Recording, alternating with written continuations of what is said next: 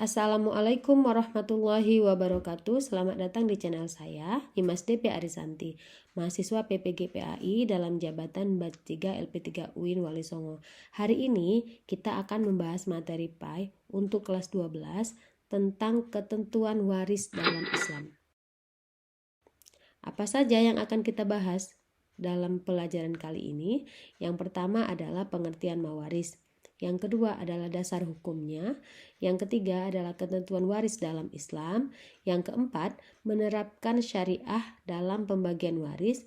Yang kelima adalah manfaat hukum waris. Baik, kita akan ke pembahasan yang pertama, yaitu pengertian mawaris atau waris. Warisan atau mawaris dalam bahasa Arab berasal dari kata warisan. Al-miras merupakan bentuk masdar dari kata warisa, yarisu, irsan, mi'rosan yang berarti berpindahnya sesuatu dari seseorang kepada orang lain. Secara istilah, warisan adalah berpindahnya hak kepemilikan dari orang yang meninggal kepada ahli warisnya yang masih hidup, baik yang ditinggalkan itu berupa harta atau uang, tanah, atau apa saja yang berupa hak milik legal yang syar'i. Ilmu tentang waris atau mawaris disebut juga dengan ilmu faraid, yaitu ilmu yang membicarakan segala sesuatu yang berhubungan dengan harta warisan, yang mencakup masalah-masalah orang yang berhak menerima warisan, bagian masing-masing, dan cara melaksanakannya serta hal-hal yang berkaitan dengan ketiga masalah tersebut. Berikutnya, pembahasan yang kedua adalah dasar-dasar hukum waris. Yang pertama adalah Al-Quran. Quran surat An-Nisa ayat 7. A'udzubillahi minasyaitonirrajim. Bismillahirrahmanirrahim. Lirijali nasibum mimma tarakal walidani wal aqrabun. Walin nisa'i nasibum mimma tarakal walidani wal aqrabuna mimma qalla minhu aw kathura nasibam mafrudo. Yang artinya, bagi laki-laki ada hak bagian dari harta peninggalan kedua orang tua dan kerabatnya, dan bagi perempuan ada hak dari harta peninggalan kedua orang tua dan kerabatnya, baik sedikit atau banyak menurut bagian yang telah ditetapkan. Dasar hukum yang kedua adalah hadis. Ya, dasar hukum yang kedua adalah hadis. Telah diceritakan kepada kami Ahmad bin Amr bin Ashar telah mengabarkan kepada kami, Ibnu Wahab telah menceritakan kepadaku Abdurrahman bin Ziyad dan Abdurrahman bin Rafi' At-Tanuki dari Abdullah bin Amr bin Al-As bahwa Rasulullah Shallallahu Alaihi Wasallam berkata, ilmu ada 3, yang selain itu adalah kelebihan. Ayat muhkamah yang jelas penjelasannya dan tidak dihapuskan, atau sunnah yang sohi, atau faraid pembagian warisan yang adil. Nah, itu bagaimana hukum waris di Indonesia? Posisi hukum waris di Indonesia, hukum hak kewarisan Islam di Indonesia merujuk pada ketentuan pada kompilasi hukum Islam atau KHI. Mulai dari pasal 171 diatur tentang pengertian pewaris, harta warisan dan ahli waris. Kompilasi hukum Islam atau KHI merupakan kesepakatan para ulama dan perguruan tinggi berdasarkan Impres nomor 1 tahun 1991. Yang masih menjadi perdebatan adalah pasal 185 tentang ahli waris pengganti yang memang tidak diatur dalam fikih Islam. Selanjutnya, pembahasan yang ketiga yaitu ketentuan mawaris dalam Islam. Ketentuan mawaris dalam iris yang pertama adalah kita membahas ahli warisnya dulu. Ahli waris yang berhak menerima harta warisan dari seseorang yang meninggal dunia itu ada 25. 25 ini terdiri dari 15 orang laki-laki dan 15 orang perempuan. 15 orang laki-laki ini disebut dengan ahli waris asobah, yang bagiannya berupa sisa setelah diambil dari zawil furud, dan 10 orang ahli waris perempuan biasanya disebut dengan ahli waris zawil furud, yang bagiannya telah ditentukan. Yang kedua adalah syarat mendapatkan harta waris. Yang pertama, tidak ada salah satu penghalang-penghalang untuk mendapatkan warisan. Yang kedua, kematian orang yang diwarisi walaupun kematian tersebut berdasarkan vonis hakim. Contoh, seorang hakim memutuskan bahwa orang yang hilang dianggap telah meninggal dunia. Kemudian yang ketiga, ahli waris hidup pada saat orang yang memberi warisan meninggal. Jadi jika seorang wanita mengandung bayi, kemudian salah seorang anak yang meninggal, maka bayi tersebut berhak mendapat warisan dari saudaranya yang meninggal karena kehidupan janin telah terwujud pada saat kematian saudaranya terjadi. Yang ketiga, sebab menerima warisan. Sebab menerima warisan yang pertama adalah karena nasab atau keturunan. Kemudian yang kedua adalah pernikahan yang sah. Kemudian yang ketiga adalah wala, yaitu seseorang yang memerdekakan budak laki-laki maupun perempuan. Yang keempat, sebab tidak menerima harta warisan. Yang pertama adalah kekafiran, apabila ada sanak keluarga atau famili yang tiba-tiba murtad, maka orang tersebut tidak mendapatkan warisan. Kemudian yang kedua, pembunuhan, di mana salah satu seorang kerabat sengaja membunuh dan pembunuh tersebut tidak berhak mendapatkan warisan. Yang ketiga adalah perbudakan seorang budak tidak dapat mewarisi ataupun diwarisi. Kemudian yang keempat adalah anak yang terlahir daripada hasil perzinahan tidak bisa mewarisi ataupun diwarisi bapaknya, tapi anak tersebut bisa mewarisi dan diwarisi daripada ibunya. Terakhir adalah li'an. Li'an ini adalah tuduhan terhadap suami atau istri yang menuduh berzina, maka anak yang dihasilkan dari hasil tuduhan li'an itu tidak bisa mendapatkan warisan. Yang kelima adalah ketentuan pembagian warisan. Di antaranya ada ahli waris zawil furud, yaitu ahli waris yang memperoleh kadar pembagian harta warisan yang sudah diatur oleh Allah Subhanahu wa taala dalam Quran surat An-Nisa ayat 4. Adapun beberapa bagian yang sudah dijelaskan, yaitu ada 6 kelompok. Kelompok yang pertama ada 1/2. Siapa saja yang mendapatkan, yaitu suami. Jika istri yang meninggal tidak ada anak laki-laki, cucu perempuan atau laki-laki dari anak laki-laki yang kemudian adalah perempuan. Jika tidak ada saudara laki-laki atau saudara perempuan, lalu cucu perempuan jika sendirian tidak ada cucu laki-laki dari anak laki-laki. Kemudian saudara perempuan sekandung, jika sendirian tidak ada saudara laki-laki, tidak ada bapak, tidak ada anak, atau tidak ada cucu dari anak laki-laki. Yang terakhir mendapatkan 1/2 adalah saudara perempuan sebapak sendirian, tidak ada saudara laki-laki, tidak ada bapak atau cucu laki-laki dari anak laki-laki. Bagian 1/4 adalah jika istri yang meninggal memiliki suami tapi tidak memiliki anak atau cucu laki-laki, atau perempuan dari anak laki-laki. Kemudian yang mendapatkan 1/4 adalah istri jika suami yang meninggal tidak memiliki anak laki-laki atau cucu laki-laki dari perempuan dari anak laki-laki. Selanjutnya adalah 2/3 yang mendapatkan 2/3 bagian diantaranya 2 anak perempuan atau lebih jika tidak ada anak laki-laki.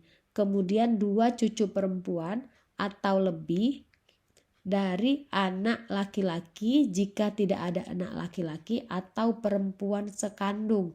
Lalu 2 saudara perempuan sekandung atau lebih jika tidak ada saudara perempuan sebapak atau tidak ada anak laki-laki atau perempuan sekandung atau sebapak. Yang terakhir yang mendapatkan 2/3 adalah 2 saudara perempuan sebapak atau lebih jika tidak ada saudara perempuan sekandung atau tidak ada anak laki-laki atau perempuan sekandung atau sebapak. Bagian 1/6.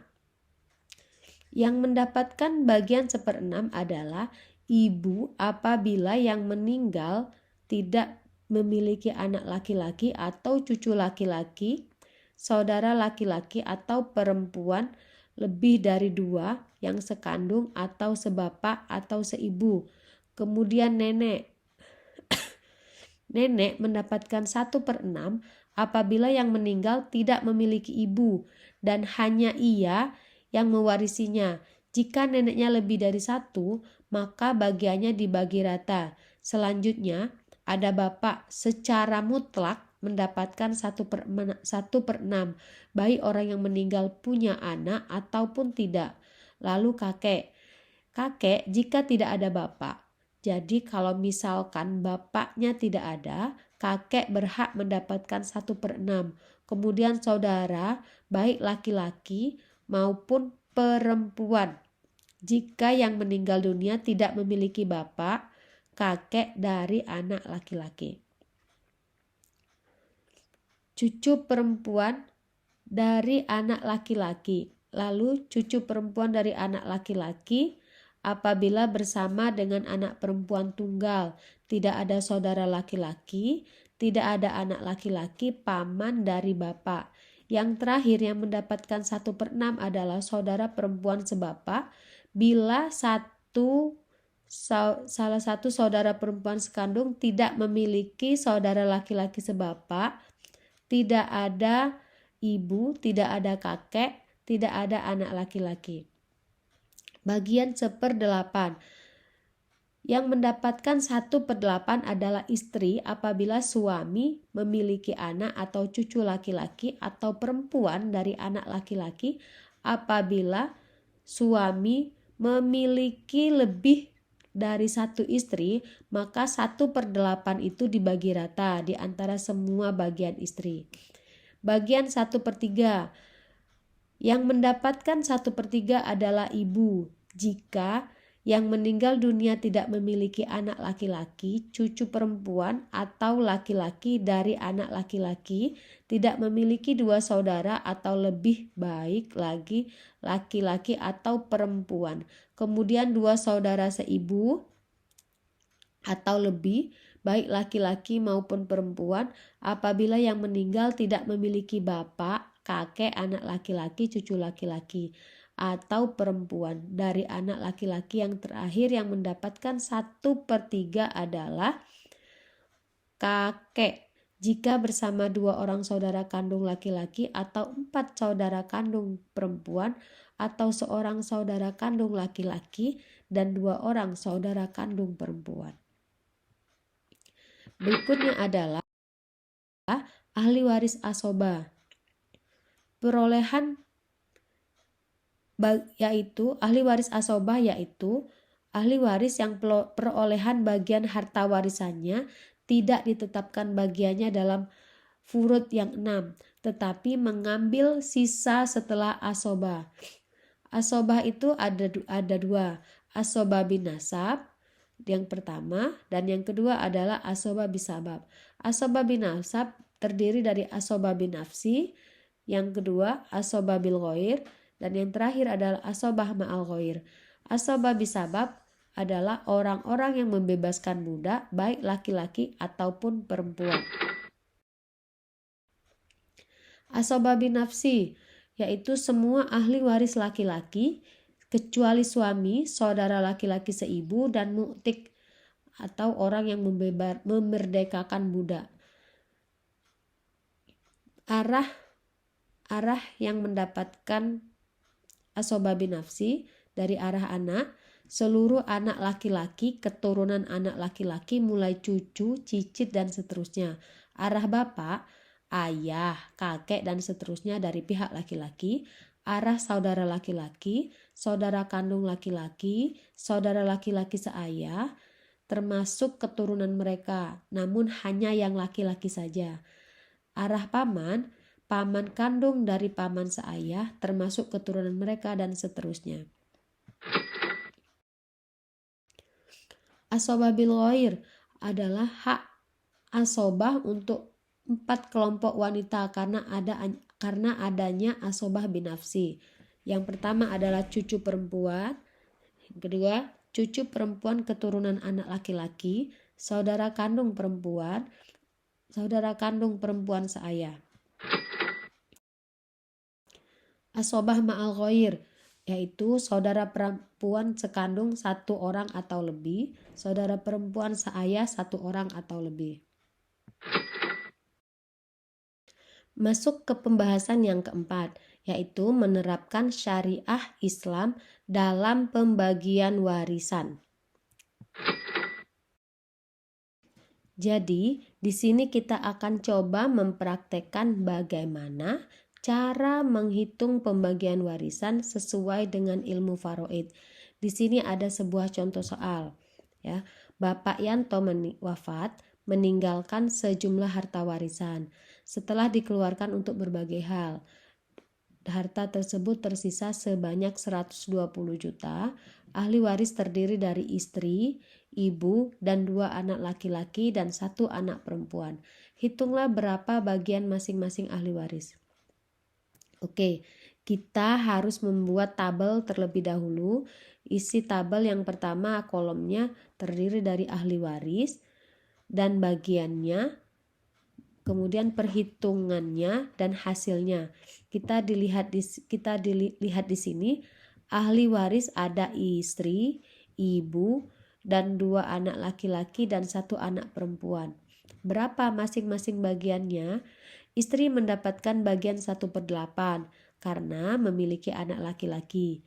Kemudian ibu mendapatkan 1/6, sedangkan anak laki-laki dan anak perempuan menjadi asobah. Anak laki-laki asobah binafsi, anak perempuan menjadi asobah bil ghair. Bagaimana menghitungnya? Kita lihat di sini harta warisannya adalah 120 juta. Berarti 1/8 dikali 120 juta. Maka hasil untuk istri adalah 15 juta. Kemudian untuk ibu 1/6 dikali 120 juta, hasilnya adalah 20 juta. Nah, sisanya sebanyak 85 juta. Nah, 85 juta ini kita akan bagikan kepada 2 anak laki-laki dan 1 anak perempuan. Tapi kita harus menghitung dulu berapa sisanya untuk pembagian asobah. Cara menghitungnya adalah di sini kita pakai rumus 2X dan 1Y. X ini adalah anak laki-laki dan Y adalah anak perempuan. Di sini anak laki-lakinya 2, berarti 2 kali 2 ditambah 1 kali, karena anak perempuan 1. Hasilnya adalah 4 ditambah 1 sama dengan 5. Jadi cara menghitungnya berarti 4/5 dikali 85 juta. Kemudian hasilnya 68 juta. Karena di sini anak laki-lakinya ada 2, berarti 68 juta ini dibagi menjadi 2. Hasilnya adalah 34 juta rupiah. Masing-masing baik anak laki-laki maupun anak perempuan mendapatkan hasil untuk anak laki-laki adalah 34 juta rupiah dan anak perempuan pembagiannya adalah 17 juta. Oke, kita masuk ke pembahasan yang terakhir. Pembahasan yang kelima, manfaat hukum waris Islam. Hukum waris Islam memberikan jalan keluar yang adil untuk semua ahli waris.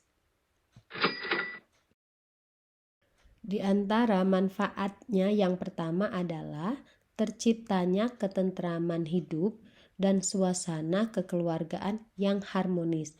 Karena kita membagikan harta secara syariat sesuai dengan syariat. Apabila kita menentang syariat, artinya kita sudah durhaka dengan apa yang dicantumkan dalam Al-Quran. Harus mengikuti dan harus kita taati. Kemudian yang kedua adalah menciptakan keadilan dan mencegah konflik pertikaian. Jadi sudah dibagi kadar pembagian harta warisan dalam Al-Quran. Kita jangan coba-coba untuk menyebabkan konflik atau pertikaian.